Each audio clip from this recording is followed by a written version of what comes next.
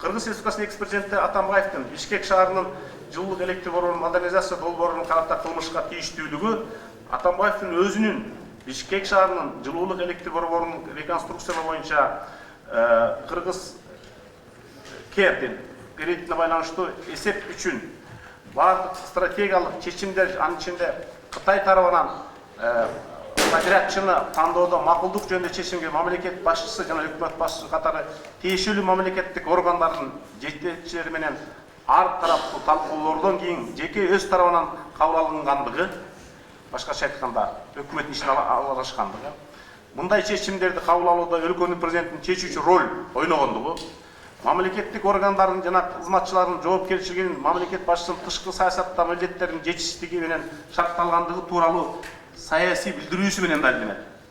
Натыйжада мамлекеттик кызыкчылыктарга өзгөчө ири өлчөмдө зыян келтирилген. Бул боюнча АКС болуш керек иш. Ошо боюнча айтсаңыз, Атамбаевдин кандай тиешеси бар? Саламатсыздарбы, урматтуу комиссиянын мүчөлөрү? ГКМдан Самидин уулу Сагынбек.